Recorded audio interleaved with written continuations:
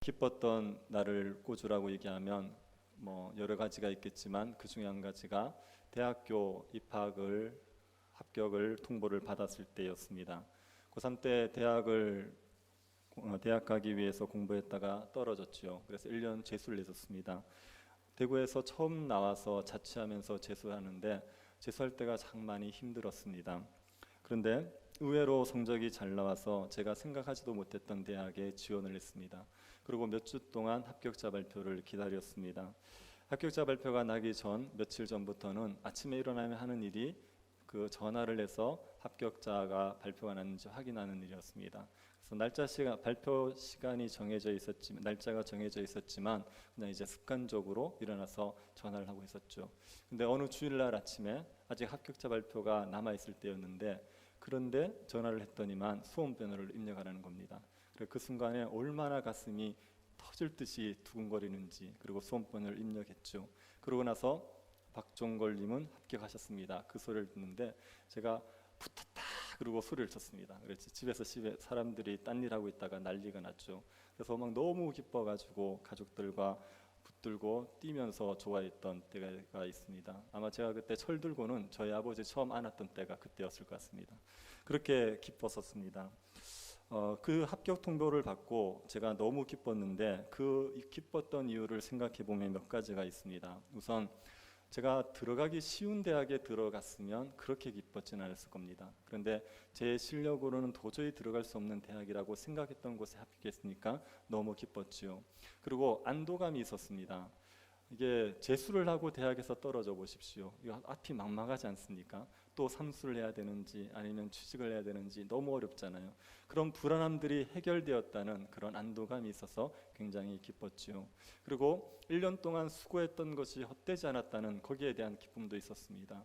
제가 재수한다고 가서 저도 고생했지만 부모님들도 농사 지으시면서 뒷바라지 한다고 많이 고생을 하셨거든요. 그런데 그런 수고가 헛되지 않았다 그 생각하니까 너무 좋았고, 그리고 하나님이 나를 사랑해 주신다는 그런 느낌이 들었습니다. 대학에 떨어지면 사랑하지 않는 건 아닌데, 그런데 대학에 붙으니까 하나님이 정말 나를 많이 사랑해 주시는구나 그런 생각이 들어서 많이 기뻤던 적이 있습니다. 대학에 합격하고 나도 그렇게 기쁨이 있는데 전쟁에서 승리하고 나면 얼마나 기쁨이 크겠습니까?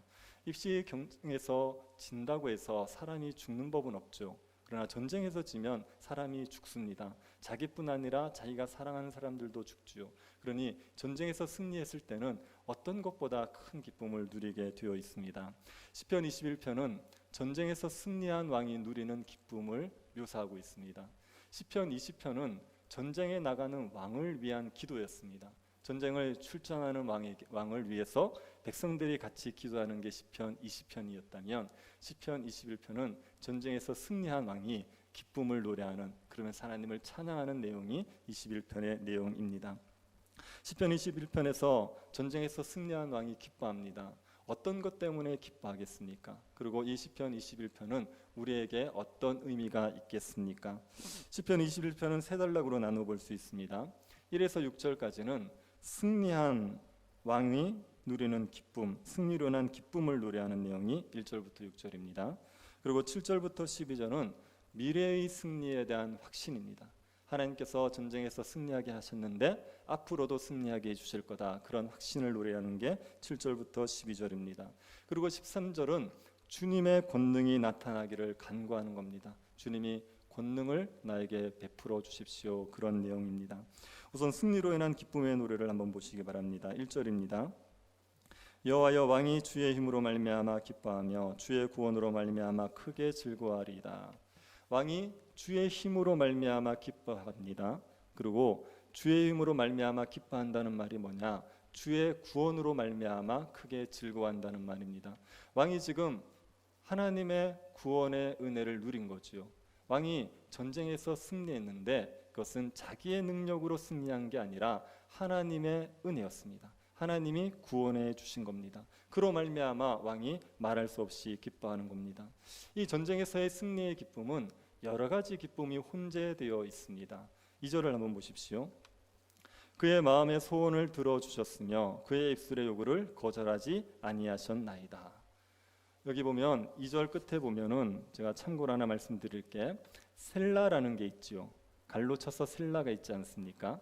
셀라는 음악 부호로 치면 쉼표 같은 겁니다. 우리가 악보에 보면 중간에 좀 쉬라고 쉼표를 하나씩 해놓지 않습니까? 셀라라는 게 그런 의미입니다. 시편이 원래 찬양으로 불려지는 거죠. 그럴 때 찬양하던 중에 이 부분은 쉬어라, 그런 의미에서 붙여놓은 겁니다. 그래서 보통 성경 읽을 때 셀라는 잘 읽지 않습니다. 참고로 알아두십시오. 여기 보면 하나님께서 마음의 소원을 들어주셨다, 이렇게 얘기해요. 지금 왕이 마음에 가지고 있는 소원은 무엇이었겠습니까? 전쟁에서 승리하는 거죠. 전쟁에 나가서 자신이 승리해서 백성들의 생명과 재산을 지키는 것, 이게 왕의 소원입니다. 전쟁에 나가기 전에 왕이 이런 소원을 가지고 하나님 앞에 간구한 겁니다. 백성들도 왕이 출전하기 전에 이런 기도를 드렸습니다. 20편 우리 4절 보면 이렇게 기도하지요. 내 마음의 소원대로 허락하시고 내 모든 계획을 이루어 주시기를 원하노라. 백성들이 왕이 출전할 때 당신의 마음의 소원대로 허락하시고 당신의 계획을 이루어 주시기를 바랍니다, 이렇게 얘기했습니다. 백성들이 왕의 소원이 들어달라고 말하는데 이 왕의 소원이 전쟁에서 승리하는 겁니다. 그게 곧 자기 백성들의 유익이 되는 거죠. 그래서 백성들의 마음의 소원을 하나님이 들어주십시오, 그렇게 기도했었습니다. 왕도 전쟁에서 승리를 간구했고 백성들도 전쟁에서의 승리를 간구했습니다. 그 간구를 하나님이 들어주신 거예요. 그러니 얼마나 마음에 기쁨이 있겠습니까? 하나님이 우리의 기도를 들어주시면 마음에 기쁨이 있지 않습니까? 기도를 했을 때 응답하지 않는 것도 하나님의 선하신 뜻이 있는 거지요. 그런데 응답을 받지 않으면 마음이 좀 힘든 게 우리 마음입니다. 정말 하나님의 뜻이라고 믿고 간구했는데 하나님이 안 들어줘 보십시오. 그러면 마음이 왠지 우울하고 힘들지 않습니까? 그런데 우리가 기도한 걸 하나님께서 그대로 들어주시면 그때 기쁨이 있습니다. 하나님께서 소원을 이루어 주신 것도 좋지만 하나님이 나의 기도를 들어주셨다는 사실, 하나님이 나를 인정해 주셨고 사랑해 주신다는 사실 때문에 마음에 큰 기쁨이 있는 겁니다. 왕이 전쟁에서 승리하고 나서 하나님이 내 기도를 들어주셨구나, 내 소원을 이루어 주셨구나, 그로 인한 기쁨을 누리고 있습니다. 그리고 전쟁에서 승리하고 나면 존귀 여김을 받는 거죠. 그것 때문에 또 기뻐합니다. 3절을 보십시오. 주의 아름다운 복으로 그를 영접하시고 순금관을 그의 머리에 씌우셨나이다. 주의 아름다운 복으로 그를 영접했다고 말할 때 그가 왕입니다. 하나님께서 아름다운 복으로 그를 영접해 주셨고 순금관, 금관을 갖다가 왕의 머리에 씌워 주셨습니다.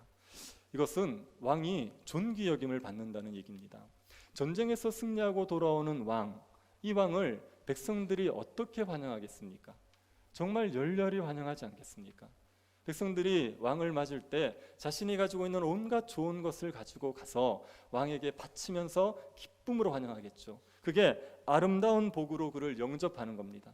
그리고 순금관을 머리에 씌워준다는 건 귀한 자로 인정해 준다는 거죠. 정말 귀하게 대접을 해주는 겁니다. 전쟁에서 승리한 왕은 나라의 구국의 영웅입니다. 그래서 백성들이 다 우러러보고 칭송하게 되어 있습니다. 우리가 이순신 장군님을 왜 그렇게 존경합니까? 나라를 구한 영웅이지 않습니까? 그러니 광장에 동상도 세워놓고 그렇게 구국의 영웅으로 칭송하지요. 나라를 구한 왕은 백성들에게 열렬한 환영을 받을 뿐 아니라 존귀 여김을 받습니다. 그게 순금관을 씌우는 겁니다. 왕이 그런 존귀 여김을 받으니까 너무 기뻐하는 거죠. 그런데 이 왕이 하나님이 자기에게 순금관을 씌워주셨다, 이렇게 표현해요. 그래서 자신이 백성들에게 존귀 여김을 받는 게 전적인 하나님의 은혜입니다, 이렇게 고백하는 겁니다. 내가 잘해서, 내가 싸움을 잘해서 내 능력으로 존귀 여김을 받는 거 아닙니다. 내가 뭔가 공로를 세워서 그것 때문에 내가 귀 여김을 받는 거 아닙니다. 하나님이 나를 존귀 여겨 주셔서 그래서 순금관을 씌워줬습니다, 이렇게 이야기하는 거죠. 우리가 이런 태도를 좀 배울 필요가 있습니다. 사람들이 여러분을 좀 존귀 여겨줄 때가 있어요. 우리가 신자답게 신실하게 살아가면 사람들이 정말 귀하게 인정해 줍니다. 정말 귀하신 집사님이세요, 정말 귀하신 권사님이세요, 이렇게 인정해 줄 수 있습니다. 또 우리에게 선물도 줄 수 있어요. 그럴 때 내가 잘했어라고 생각하시면 안 되고 하나님이 나에게 순금관을 씌워주시는구나, 하나님 나를 존귀 여겨주시구나. 그렇게 하나님께 영광을 돌려야 되죠. 왕이 그렇게 하나님께 영광을 돌리면서 기뻐하고 있는 겁니다. 그리고 승리한 왕은 하나님이 자기의 생명을 지켜주셨다는 것으로 또한 기뻐하고 있습니다. 4절 보십시오. 그가 생명을 구하며 주께서 그에게 주셨으니 곧 영원한 장수로소이다. 왕이 하나님 앞에 생명을 지켜달라고 간구했습니다. 전쟁을 나가기 전에 하나님 저의 생명을 지켜주십시오. 그렇게 간구했는데 하나님이 그 기도를 들어주셨죠. 그래서 생명을 지켜주셨는데 영원한 장수를 주셨다고 얘기합니다. 이거는 왕이 영원히 죽지 않게 해주셨다 이런 의미가 있는 건 아닙니다. 여기서 말하는 영원한 장수라는 것은 왕의 그 왕조를 지켜주셨다는 겁니다. 전쟁에 나갔을 때 왕이 죽습니다. 그러면 그 집안이 망하는 거예요. 그러면 왕조가 끊어지는 거죠.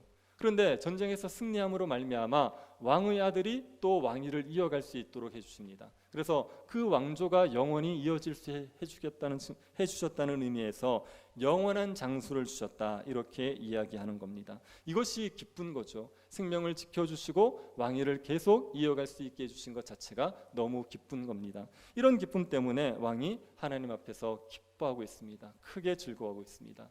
하나님이 마음의 소원을 들어주셨으니 마음에 기쁨이 있고, 하나님이 존귀하게 여김을 받도록 허락해 주셨으니 기쁨이 있고, 생명을 지켜주셔서 왕위가 계속 이어갈 수 있게 해주셨으니 기쁘다 이렇게 찬양하는 겁니다. 그렇게 하나님이 주시는 승리의 기쁨을 찬양한 이 왕은 미래의 승리에 대한 확신을 가집니다. 7절 보십시오. 왕이 여호와를 의지하오니 지존하신 이의 인자함으로 흔들리지 아니하리이다. 전쟁에서 승리한 왕이 여호와를 의지합니다. 이건 당연하지 않겠습니까? 하나님이 전쟁에서 승리하게 해주셨으면 그 하나님을 여전히 더욱더 의지하는 게 너무나도 당연하지요. 또 다른 전쟁에서 하나님께서 자기를 지켜주실 거다 그렇게 믿고 하나님을 의지하는 겁니다. 그때 지존하신 이를 의지하니까 영원히 흔들리질 않는 거예요. 지존하신 이라는 말은 가장 높으신 분 이런 의미입니다. 하나님이 가장 높으신 분입니다. 그 하나님이 나를 향하여서 인자를 베푸세요.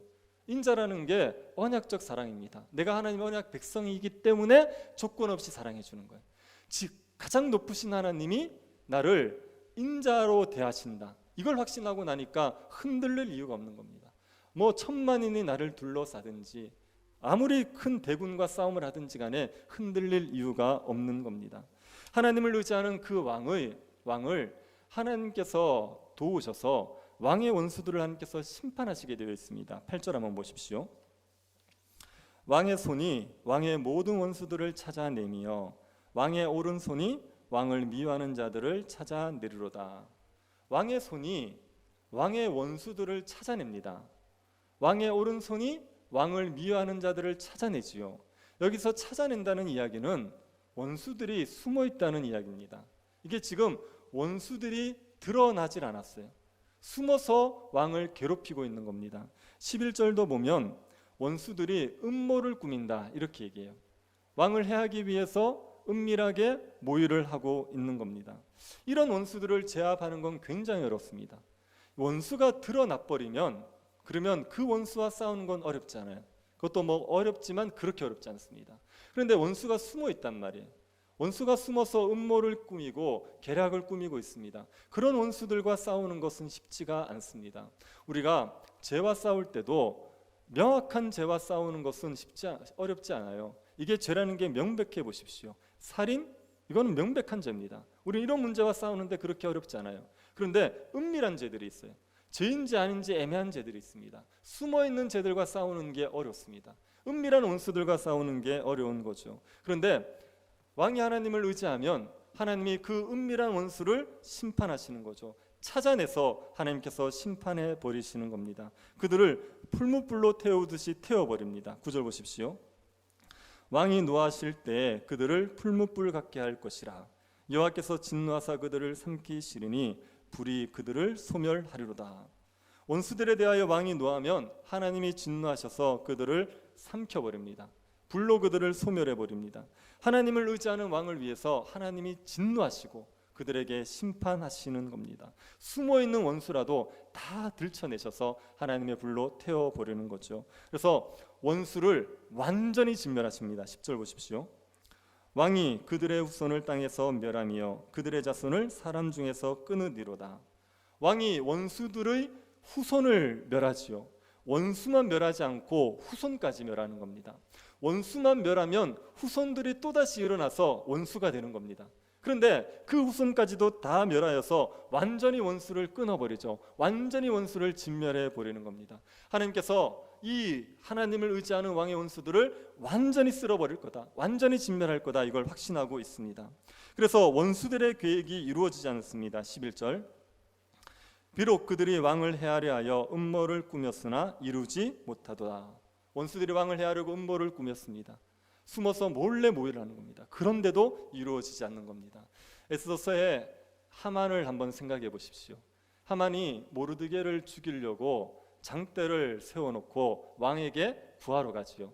그때 모르드게도 이걸 몰랐습니다. 에스더도 몰랐어요. 아무도 몰랐어요. 지금 하만이 계략을 꾸며가지고 모르드게를 죽이려는 거예요. 그 밤에 죽일 생각이었는데 하나님이 이걸 막아버리잖아요. 하만을 모르드게의 마부로 만들어서 모르드게를 영광스럽게 하는 일에 써버리고 나중에 하만을 장대에 매달아 버리지 않습니까? 왕을 해하기 위해서 원수들이 온갖 모략을 꾸미지만 결국은 이루어지지 않습니다. 하나님께서 지키시는 거예요. 하나님께서 계략들을 파하시는 겁니다. 원수들은 왕 앞에서 도망을 가게 됩니다. 12절 보십시오. 왕이 그들로 돌아서게 하며 그들의 얼굴을 향하여 활시위를 당기리로다. 왕이 원수들이 도망가게 만든다는 얘기예요. 돌아서게 한다는 이야기는. 그런데 어떻게 해서 돌아서게 하냐면 왕이 활시위를 그 얼굴에다가 겨누는 겁니다. 얼굴에다가 활을 겨눈다, 이거는요 치명상을 가하는 겁니다. 만약에 팔이나 다리에 활을 겨누면 맞아도 죽진 않아요. 아프긴 하겠지만. 그러나 얼굴에 활이 꽂힌다, 그러면 치명상을 당하는 겁니다. 그래서 왕이 원수의 머리를 깨트림으로 말미암아 원수들이 도망가게 만들 거다, 원수들을 물리칠 거다, 이렇게 이야기를 하는 겁니다. 하나님을 의지하는 왕이 지금 미래의 승리를 확신하고 있어요. 하나님이 이번 전쟁에서 나를 승리하게 하셨는데 그 하나님께서 앞으로의 전쟁에서도 나를 얼마든지 승리하게 할 거다. 숨어있는 원수들조차도 다 드러내게 하실 거고 원수들의 계략들을 다 파할 거고 원수들이 내 앞에서 도망가게 만들 거다, 그렇게 확신하고 있는 겁니다. 그 하나님 앞에 승리를 간구하면서 13절의 노래를 하는 겁니다. 13절 보십시오. 여호와여 주의 능력으로 높임을 받으소서. 우리가 주의 권능을 노래하고 찬송하게 하소서. 주의 능력으로 높임을 받으소서. 이 말은 하나님의 능력으로 저를 구원하셔서 영광을 받으십시오, 이렇게 얘기하는 겁니다. 우리가 주의 권능으로 노래하고 찬송하게 하소서. 주의 권능으로 우리를 구원하셔서 주님을 노래하고 주님을 찬양하게 만들어 주십시오. 이 얘기는 하나님이 권능을 베푸셔서 우리를 전쟁에서 구원해 주십시오, 원수의 손에서 구원해 주십시오, 그렇게 간구하는 겁니다. 그 과거의 전쟁에서 나를 승리하게 하신 하나님께서 나의 미래의 전쟁에서도 나를 건져주시고 승리하게 하셔서 하나님을 찬양하게 만들어 주십시오, 그렇게 간구하는 겁니다. 왕은 원수의 은혜로 승리했습니다. 그래서 몹시 기뻐합니다. 그러면서도 승리의 미래의 승리까지도 바라보고 하나님께서 승리를 주실 것을 확신하고 기뻐하고 있는 겁니다. 지금 전쟁에서 승리한 왕은 이 기쁨에 충만해 있습니다. 이 승리가 한 왕이 누리는 기쁨, 이 기쁨은 이 시편에 나오는 왕만이 누리는 기쁨이 아니죠. 이거는 우리 모든 신자들이 누릴 수 있는 기쁨입니다. 신자들은 하나님의 은혜로 말미암아 승리하여서 기쁨을 충만히 누릴 수 있는 존재들입니다. 이 승리의 기쁨을 우리가 누릴 수 있는 것은 예수 그리스도 때문이에요. 예수 그리스도 때문에 우리가 승리의 기쁨들을 마음껏 누리면서 살아갈 수가 있습니다. 승리한 왕의 기쁨, 이것은 예수 그리스도께서 누리시는 승리의 기쁨을 예표하고 있는 겁니다. 시편 21편에서 이 왕의 기쁨은, 전쟁에서 승리한 왕의 기쁨은 예수 그리스도께서 승리하여서 누리실 그 기쁨을 미리 보여주는 겁니다. 여러분 생각하기에는 예수님이 이 땅 사시는 동안에 기쁨 가운데 사셨을 것 같습니까? 근심과 슬픔 가운데 사셨을 것 같습니까? 예수님이 이 땅에 사셨던 그 공생애 동안 예수님을 지배했던 감정은 기쁨이겠습니까? 근심과 슬픔이겠습니까? 우리에게는 예수님의 고난이 너무 많이 부각이 되어 있습니다. 겟세마네 동산에서 예수님께서 십자가 앞두고 정말 눈물로써 애통하셨던 그 모습이 우리에게 너무 잘 보이죠. 십자가를 져야 된다는 생각 때문에 괴로워하시는 예수님의 모습이 우리에게 깊이 각인되어 있어요. 그래서 우리에게는 예수님이 기쁨에 충만하실 거라는 생각이 약할 수 있습니다. 하지만 예수님은 공생의 기간 내내 기쁨 가운데 지내신 거예요. 그럴 수밖에 없습니다. 하나님의 뜻에 순종하는 사람들은 기쁨을 누리는 거죠. 예수 그리스도는 이 땅 사시는 동안에 단 한 번도 하나님의 뜻을 거스린 적이 없으셨어요. 하나님의 뜻에 온전히 순종하셨습니다. 그러니 기쁨이 충만하실 수밖에 없습니다. 자기를 위해서 살지 않고 이타적인 삶을 사는 사람들에게 기쁨이 있는 법입니다. 예수 그리스도는 다른 사람들을 위해서 자기의 생을 내어주는 삶을 사셨죠. 그런 예수 그리스도의 생애 내내 기쁨이 있었습니다. 예수님에게도 근심이 있었죠. 사망이 지배하는 세상을 바라보면서 근심하셨고 십자가를 앞두고도 근심하셨습니다. 그런데 예수님에게 기쁨이 다 상실된 채로 근심과 슬픔만이 지배되는 게 아니에요. 예수님에게는 이 두 가지가 같이 공존을 했습니다. 사도 바울이 자신의 삶을 고린도후서 6장 10절에서 이렇게 묘사합니다. 근심하는 자 같으나 항상 기뻐하고. 사도 바울은 근심하는 자 같았죠. 온갖 것들로 근심하는 하나님의 나라의 일들을 근심하고 살아가는 자 같았는데 그 안에 뭐가 있냐면 기쁨이 있는 거예요. 근심과 기쁨은 공존할 수 없는 것 같지 않습니까? 그런데요, 이 두 가지가 공존이 됩니다. 신자는요, 이 두 가지를 공존할 수가 있어요. 예수님이 이걸 완벽하게 공존하고 사셨던 겁니다. 말할 수 없이 기뻐하시면서 그리고 또 근심하면서 이 땅의 죄와 슬픔 때문에 고통당하는 사람들 보면서 눈물을 흘리면서 살아가셨던 겁니다. 그 예수 그리스도가 십자가를 지시고 나서 승리의 기쁨을 누리시는 거예요. 십자가에서 사탄의 권세를 깨뜨려 버리시고 사탄의 머리를 박살내 버리시고 사탄과 싸움에서 승리하신 겁니다. 십자가에서 사탄을 권세를 깨뜨리시고 자기 백성을 구원하셨죠. 그로 인해서 예수 그리스도가 승리의 기쁨을 누리시는 거죠. 말할 수 없는 기쁨을 누리고 계시는 겁니다. 예수 그리스도가 십자가에서 승리하신 것, 십자가를 지시고 승리하신 것은요, 예수님의 마음의 소원이 이루어진 겁니다. 예수님이 십자가 지기를 싫어하신 것처럼 생각할 수 있어요. 그 겟세마네 기도를 보면서 예수님이 기도를 십자가 지기를 싫어하셨던 것처럼 생각할 수 있습니다. 그런데 예수님이 마지막에 하는 간구가 뭡니까? 내 뜻대로 마옵시고 아버지의 뜻대로 하옵소서. 예수님이 왜 그 기도를 하시냐면 십자가를 질 수 있게 해달라고 기도를 하시는 거예요. 그 인간적으로는 십자가 지는 게 너무 어려우니까 하나님의 능력으로 십자가를 지고 싶어서 그걸 기도하는 거예요. 그 기도를 하나님께서 응답해 주신 거죠. 예수님의 마음의 소원을 이루어 주신 거예요. 그래서 예수 그리스도께서 십자가를 지고 승리할 수 있게 되고 나서 하나님께서 마음의 소원을 이루어 주신 것 때문에 즐거워하시는 거죠. 예수님이 십자가 지시고 나서 순금관을 쓰신 거 아닙니까? 하나님이 예수님을 하나님 보좌 우편에 앉히셔서 영광스럽게 만들어 주신 거거든요. 온 땅을 다스리는 통치자가 되게 하여 주신 거죠. 예수 그리스도가 예수 하나님의 보좌 우편에서 왕으로서 다스릴 수 있는 권세를 누리게 되셨습니다. 영원토록 지극히 복된 상태에 머물러 계시는 거죠. 예수 그리스도가 그 기쁨 가운데 충만하게 계시는 겁니다. 그리고 그 예수님이 다시 오신다고요. 다시 오셔서 사탄의 권세들을 다 박살내버릴 겁니다. 지금도 아직도 활동하고 있는 그 모든 죄의 세력들을 다 깨뜨려 버리실 겁니다. 그리고 이 땅에 의의 나라, 완전한 의의 나라, 완전한 평화의 나라, 완전한 사랑의 나라를 만들어 내시게 됩니다. 승리하신 예수 그리스도가 다시 오셔서 완전한 승리를 이루어 가시는 거죠. 그래서 이 예수 그리스도께서 행하실 일들을 지금 시편 21편에서 이 왕이 승리한 왕이 보여주고 있습니다. 이 예수 그리스도의 승리에 우리 신자들이 동참할 수 있는 거예요. 예수 그리스도가 승리하신 것처럼 우리 신자들도 승리하면서 살아갈 수가 있습니다. 그리스도인들은 날마다 영적인 싸움을 하고 살아가는 거예요. 죄와의 싸움에서 끊임없이 치열한 싸움을 하고 살아가는 겁니다. 죄를 죽이면 우리가 삽니다. 죄에 치면 우리가 죽습니다. 하나님의 뜻대로 살 것이냐, 내 정욕을 따를 것이냐, 이 싸움을 우리가 매일매일 합니다. 하나님의 뜻대로 살기로 결단하고 하나님의 말씀에 순종하면 우리는 사는 거죠. 기쁨과 평강을 누리며 사는 겁니다. 그런데 그 말씀에 순종하기가 싫어서 내 정욕을 따르고 살면 그러면 우리는 지는 거예요. 그러면 우리는 영적으로 죽은 자처럼 살아가는 거죠. 이 치열한 싸움이 매일 우리에게 있는 겁니다. 우리가 이 영적 전쟁에서 예수 그리스도의 능력으로 얼마든지 승리할 수 있는 존재입니다. 그리스도 때문에 사탄의 머리를 깨뜨리신 예수 그리스도의 그 능력 때문에 우리는 얼마든지 영적 전쟁에서 승리하면서 승리의 기쁨을 누리며 살아갈 수가 있습니다. 제가 주일날 설교할 때 하나님께서 우리의 마음을 바꾸신다고 설교를 했지 않습니까?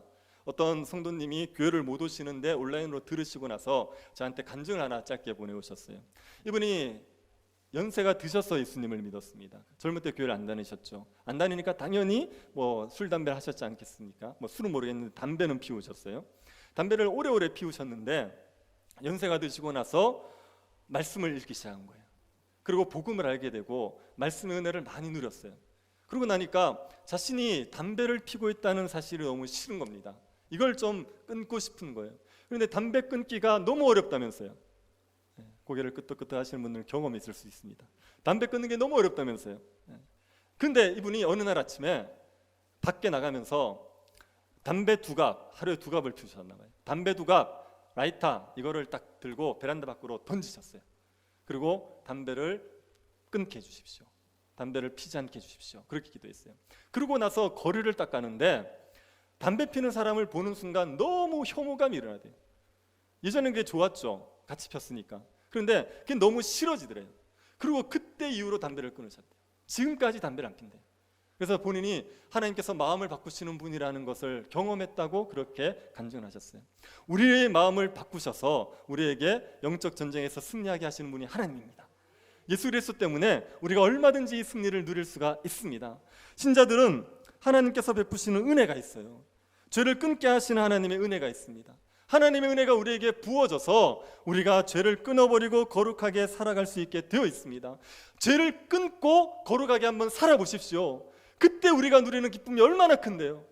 하나님의 말씀에 순종하고 하나님의 뜻대로 우리 자신을 복종케 했을 때 그때 밀려오는 기쁨이요 얼마나 큰지 모릅니다. 이거는 세상의 보화를 가졌을 때의 기쁨과 비교하지 않아요. 세상의 쾌락을 즐겼을 때의 기쁨과 비교가 안 됩니다. 말씀에 순종하여서 하나님의 뜻을 이룰 때 우리에게 말할 수 없는 기쁨, 이 승리의 기쁨이 밀려오게 되는 겁니다. 우리가 영적 전쟁에서 승리하는 건요 우리의 마음의 간절한 소원이라고요. 여러분의 마음의 소원이 무엇입니까? 여러분이 가장 많이 부르짖어 기도하는 게 뭡니까? 결국은 거룩 아닙니까? 하나님 앞에 거룩하게 살기를 우리가 소원하는 거 아닙니까? 죄를 짓고 살고 싶은 사람이 누가 있습니까? 신자 중에. 우리의 소원은요 미워하지 않고 사랑하고 사는 거거든요. 우리의 소원은요 쾌락을 따르지 않고 진리를 쫓아 살아가는 거거든요. 나 자신을 위해서 살지 않고 하나님의 영광을 위해서 사는 게 우리의 간절한 소원 아닙니까? 그 소원을 우리에게 들어주시는 거죠. 하나님 앞에 간절히 소원하며 하나님 앞에 거룩하게 살기를 소원하는 우리의 기도를 들어주시니까 거룩하게 살게 될 때 우리에게 말할 수 없는 기쁨이 밀려오게 되는 겁니다. 예수 그리스도를 닮고 싶습니다. 주의 뜻을 이루고 싶습니다. 그 소원을 이루어 주시니까 그것 때문에 말할 수 없이 기쁘지요. 우리가 영적인 전쟁에서 승리할 때 존귀함을 누리게 되어 있어요. 신자가 무엇 때문에 영광을 누립니까? 신자가 부해지면 사람들이 존귀하게 여겨줍니까? 신자가 성공하면 사람들이 존귀하게 여겨줍니까? 그렇지 않습니다. 신자의 존귀함은요 성공에 있는 게 아니라 거룩에 있어요. 정말 예수를 닮은 모습을 가질 때, 자기를 죽여서 다른 사람을 살려낼 때, 예수 그리스도의 십자가를 따라갈 때 그때 신자는 존귀함을 누리게 되어 있습니다. 하나님 우리에게 순금관을 씌워주시는 거예요. 신자가 영적인 전쟁에서 승리하게 되면 자기 욕심을 따르지 않고 예수 그리스도를 따라 희생과 섬김의 삶을 살아내면, 그러면 하나님께서 주시는 존귀함, 그 영광의 관을 쓰게 되어 있습니다. 영적 전쟁에서 승리하면 이 승리의 관을 쓰게 되어 있습니다. 신자는 이 영적 전쟁에서 승리할 수 있는 존재입니다. 여러분의 지금까지 삶 가운데 하나님이 주시는 승리의 기쁨들을 누리신 적이 있으시죠? 죄를 이긴 기쁨들이 있으시죠? 그 주님이 우리의 미래에도 얼마든지 승리하게 하십니다. 우리에게 여전히 남아있는 싸움들이 많이 있어요. 그러나 그 싸움들을 반드시 이겨내게 해주실 겁니다. 죄와 사탄의 권세에서 우리를 건져내신 그 하나님은 우리가 죄와의 싸움에서 얼마든지 승리하고 하나님의 영광을 누리며 살아갈 수 있게 만들어 주십니다. 우리를 의롭게 하신 하나님이 반드시 우리를 영화롭게 만들어 주십니다. 우리의 승리의 보장이, 우리에겐 승리가 보장되어 있습니다. 여러분, 이 땅 사는 동안 모든 문제가 다 해결될 거라고 생각할 수 없죠. 우리가 아무리 성령 충만하여도 해결되지 않는 죄의 문제가 있어요.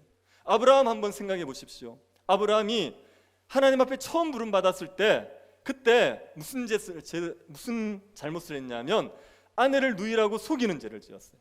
하나님을 불신했죠. 그런데요, 아브라함이 이삭을 낳기 전 신앙생활을 오래 한 이후란 말이에요. 근데 그 일을 똑같이 반복합니다. 우리의 삶에요, 고질적으로 잘 해결되지 않는 죄의 문제들이 있습니다.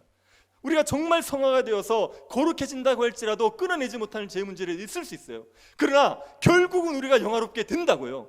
예수 그리스도가 우리를 반드시 영화롭게 만들어 내실 날이 오게 되어 있습니다. 우리의 죽음이든 예수 그리스도의 재림이든 그때가 되면 우리 가운데 모든 죄가 사라지고 우리가 영화로운 존재로 바꿔지게 되어 있습니다. 결국은 우리는 승리하게 되어 있습니다. 그때를 소망하면서 우리가 인내하며 살아가는 거죠. 다윗이 누렸던 이 승리의 기쁨, 이 전쟁에서 이긴 왕이 누리는 승리의 기쁨, 이걸 예수 그리스도께서 누리셨습니다. 그리고 우리도 이 승리의 기쁨을 누린 자들이고 우리도 이 승리의 기쁨을 누리면서 살아갈 수 있는 존재들입니다. 예수 그리스도가 승리하신 것처럼 우리도 승리할 수 있다는 걸 믿으시기를 바랍니다. 날마다 십자가를 바라보시면 됩니다.